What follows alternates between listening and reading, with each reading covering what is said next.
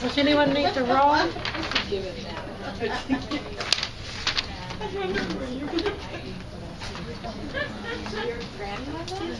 Will you come in there?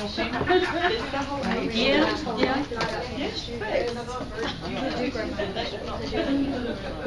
Okay, is this identity that will change? Okay, This is changed.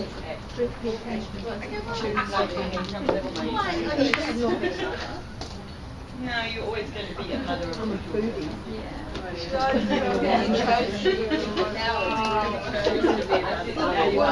So is anyone stuck on the issues of identity?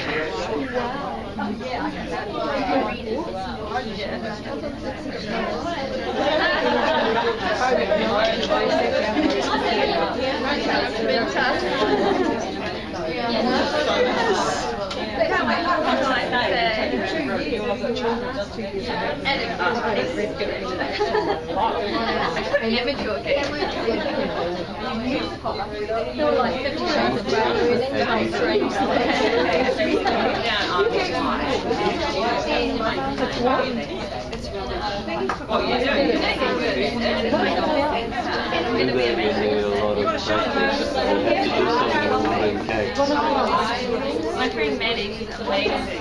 Often her like when you and then what I say,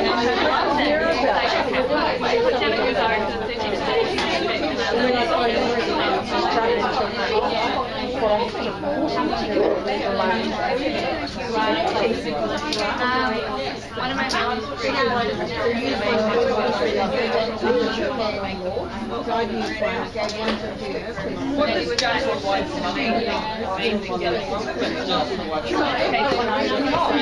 We're accountants, we tax drivers, we're everything else.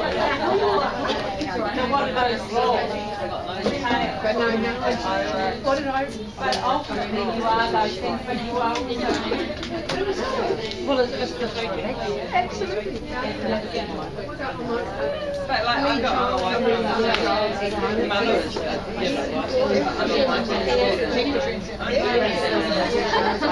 I do recycle. I could, but I'm not.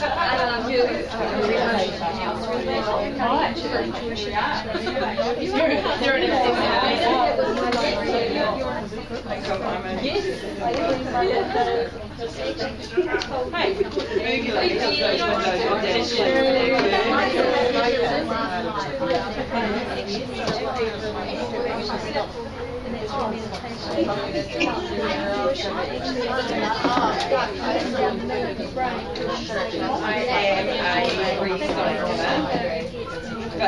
I'm not like, I'm like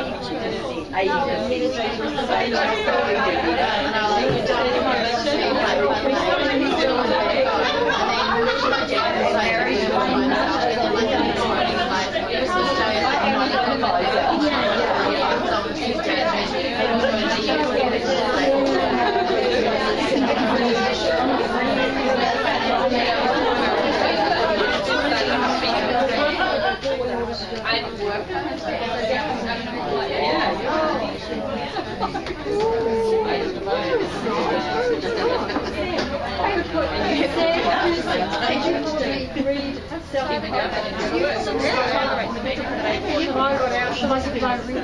So you can put that on one piece.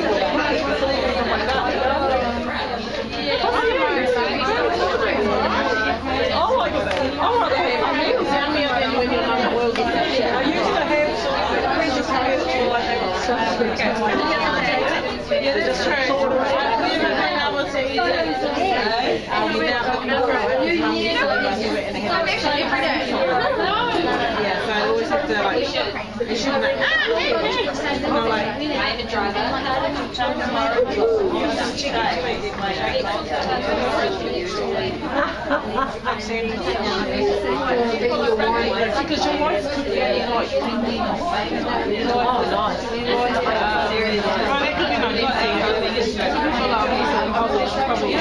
so you can be like, I'm a pedantic cleaner, you can say. I'm the pedantic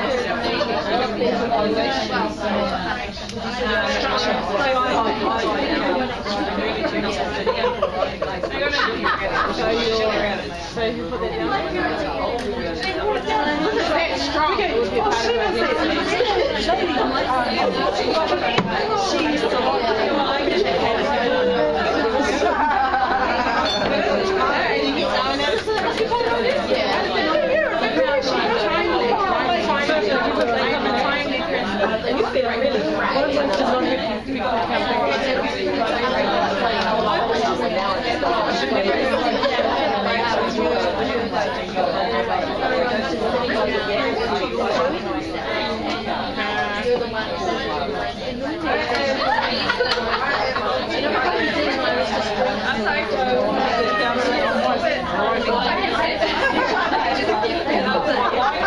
I like being casual in my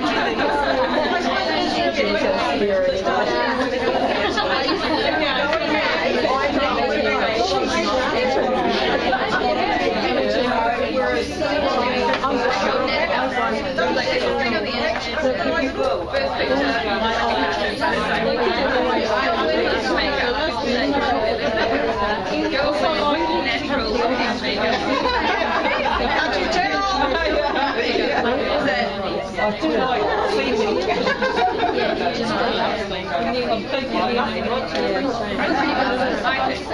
Okay, so when you go for your first job interviews then, how are you going to describe who you are? Anybody?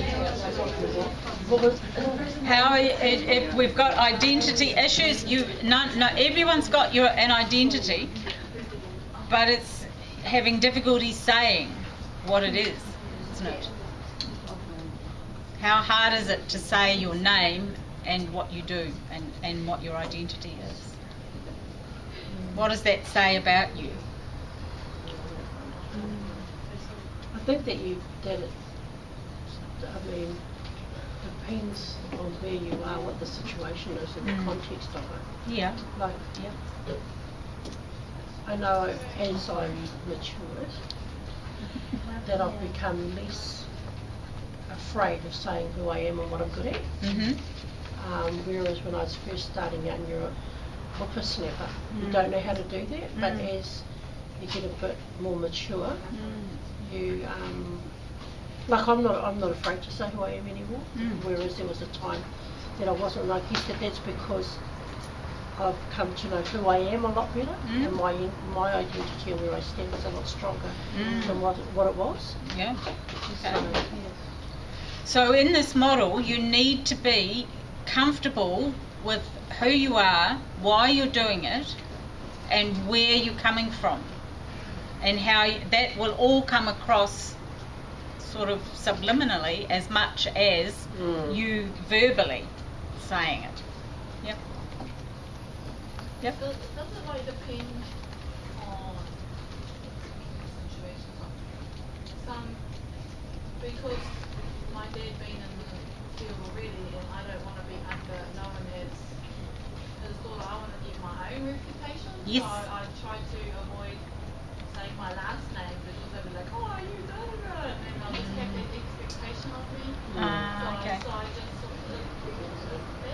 Yeah, that's one aspect of it. But then ultimately, would it be fair to say that when you go out into the field, that won't be an issue, that you will rely on yourself, regardless of who your father is? Self-reliant. Yeah, your own reputation. You're building your own reputation, aren't you? But they were saying, oh, say that you're my daughter, blah, blah, blah. And I was like, I didn't tell them, I was like, Okay, I get that. So, given that in order to work with individuals and communities, you need to be who you are, you need to be honest about who you are, you need to demonstrate that you have expertise in the field of community development, that you have awareness of the issues, that you do operate under ethical boundaries and guidelines, that you do have a sense of fairness, social justice, all of the things that you are working for. If you don't know who you are and have a strong sense of your identity, how are you going to demonstrate that?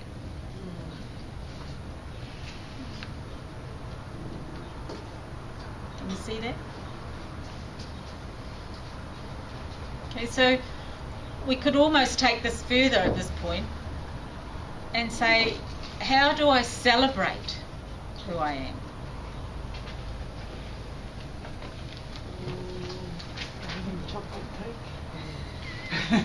Not with food. Oh, you're a dick. Yeah. Are we celebrating that by being here? You are. By coming here every day? Yes. No, being here as students. As social work students, actually coming and saying, I want to be a social worker, I want to affect social change, I want to affect communities and improving lives, all of that. It's overt, it's out there. But in doing so, you are saying, I am part of the community, but I'm also functioning as a social worker in a meaningful way, plus I believe I am competent and know what I'm doing in order to do it. But to be able to demonstrate that, you must know who you are and why you're doing it. And have a certificate that says that you can, even though you know you can. The piece of paper is important, but what's more important? Who you are. Who you are, how you work, and what change you actually affect. You might get the piece of paper and then turn around and just go back to sleep. No guarantee that you are going to actually move on and actually do the work. I mean, our identity has to be internalised. We have to understand it Yes. and live with it. Yes. But you also have to demonstrate it as well. Yes. Because your words are one thing, but your actions are what you're ultimately judged by. What you do. So Absolutely. you have to walk the talk. Good, that's good. Okay, so we're focusing very well on this. Sorry, Jenny, now Yep. I'm confused because if action demonstrates your identity, how does that fit with separating, if you think about other theories and modules, separating what people do and who they are? How there's theories and models that distinctively want to separate your actions from you as a person, and here we're saying your actions Yeah. indicate your identity. In this model, yes. Okay, so Okay, so demonstrating by your actions who you are. but Yeah. but everybody functions, Yeah. and purely by functioning, you are, whether you can recognise it or not, giving off things to people about your identity, Yeah. whether you are conscious of it or not.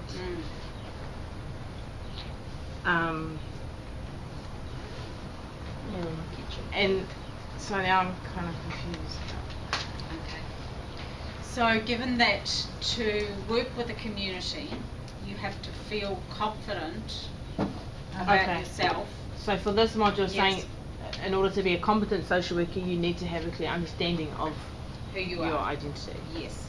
for this model that we're looking at, which is this. Right.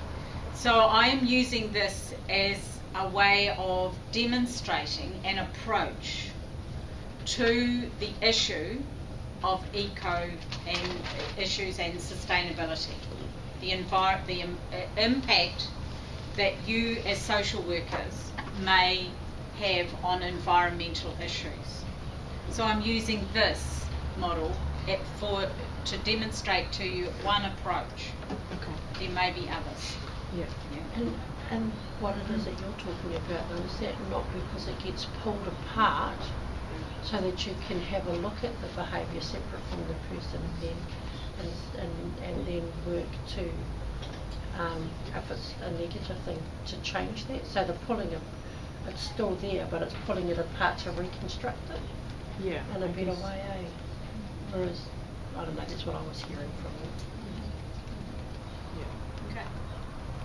So being able to demonstrate the qualities you have, the person you are, your identity, being comfortable with the fact that you're a woman or a man or a mother or a cyclist is all to do with being comfortable in your own skin, isn't it? In your own self-worth. Yeah.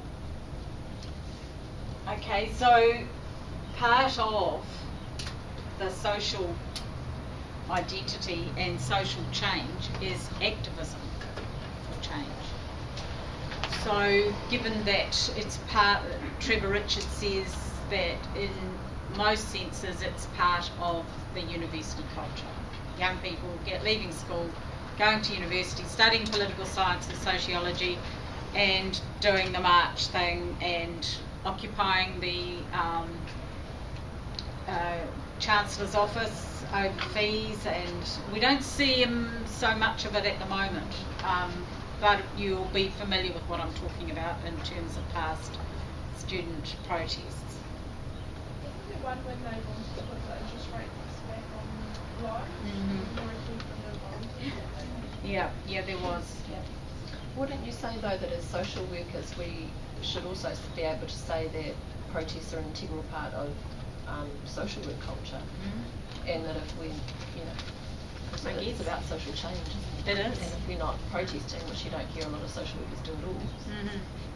Because the government owns us. Well, it depends in that there's various ways of protesting. There's submissions to councils or parliament. There are joining collective action, joining an organisation, being part of an organisation, which is what Harry's talking about in a communal approach to this issue.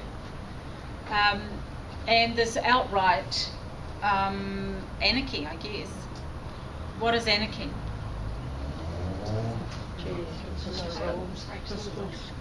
No government. It means protesting against being governed and wanting no government. So it's highly unlikely that it's ever going to be affected because of the way we live in terms of our parliamentary systems. Yeah, I was in reading that, I'm thinking of that.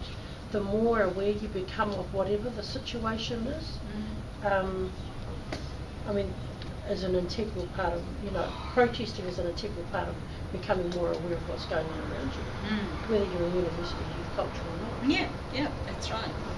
And in some, it depends on your position that you take up, but in some jobs you will be community development have that as part of your job description. So if you don't want to engage in community development, don't take the job because it will be counter to you as an individual if you are not up and on with the issue.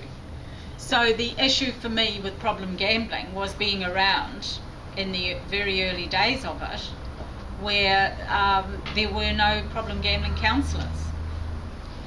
It was not seen as an issue, even though it was going on behind closed doors.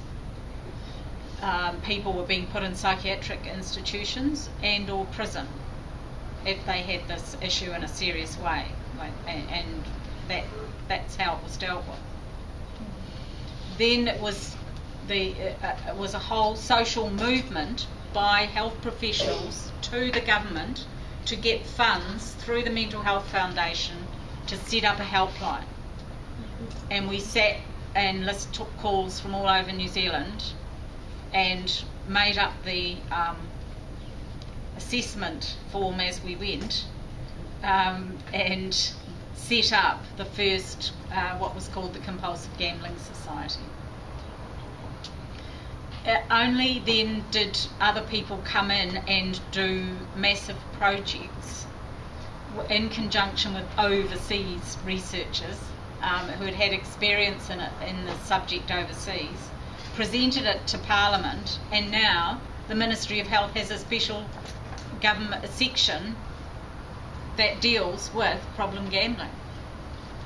But this is, a long 20-year battle for recognition and ultimately challenge the government to make laws to ensure the rights of people. And it's still not happening.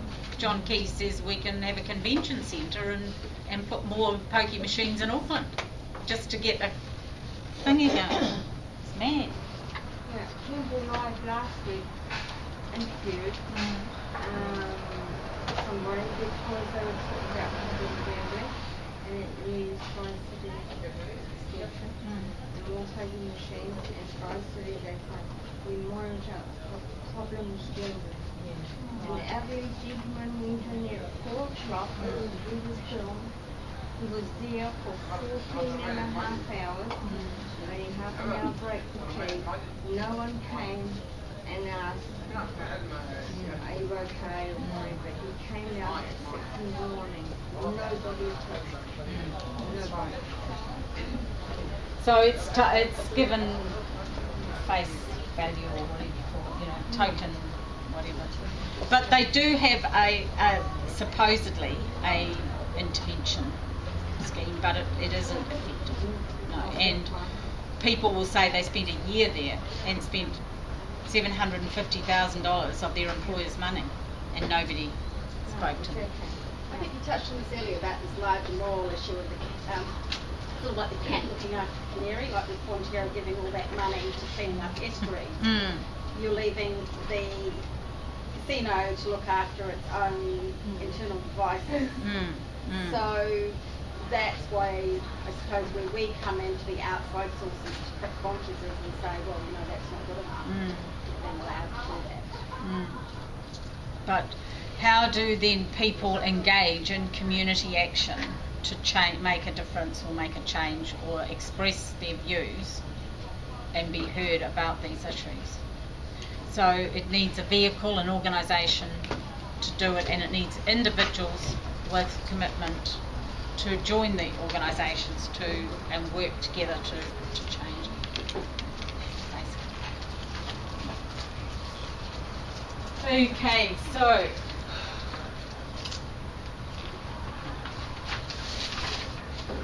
identities are action.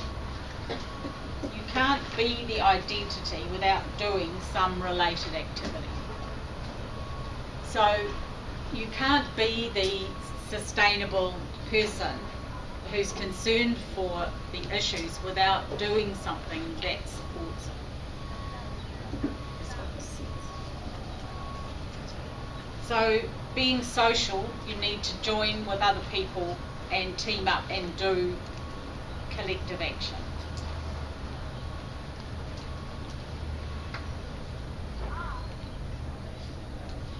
So we've gone through the self-worth thing. Identities held in place by others that overlap and support.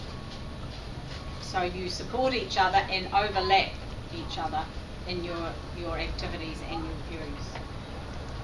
So, and it's not just who we are, but what we are not. So if you are not doing, on the one hand, sustainable activities, and on the other hand, going out and doing a whole lot of counterproductive things that are against the ethos of sustainability.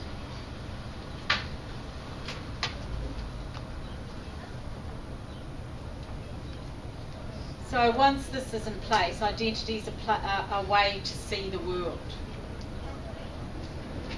in that it infiltrates our thinking and direct conscious thought. So if we are consciously thinking about what the issues are,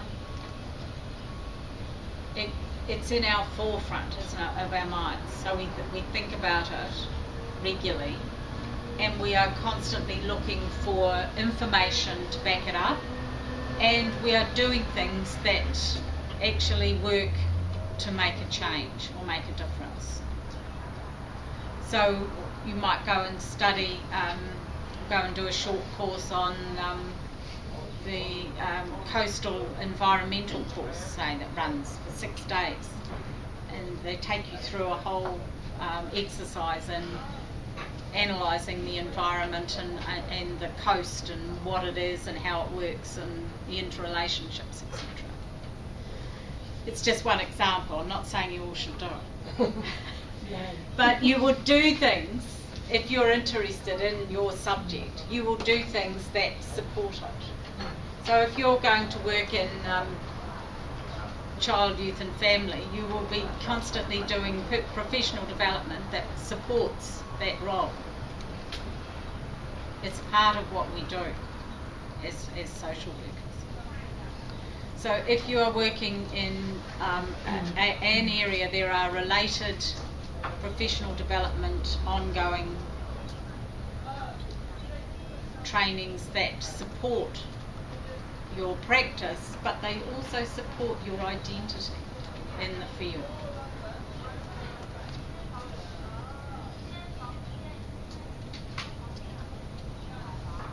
So if we try and communicate with people who see things differently to us without considering their identity filters, we may alienate them further. So again, it's about not trying to convert every single person that you come across on issues of sustainability. And I don't know if you've come across this already. It's very difficult when you're in working or socialising in certain areas and get all sorts of attitudes coming at you. How are you going to try and convert the whole population around issues of equal rights, ethnicity or family violence? You're going to be exhausted within a week, I think, if you do. Because every day you are encountering people and situations. So it's been working within your terms of reference and working within an effective way that actually makes a change that you can actually see. But individuals who you come across on buses or in shops or whatever, are you going to convert them? It's kind of a difficult issue to deal with. So you can make certain statements that say things like, I don't think I can discuss that with you at the moment, or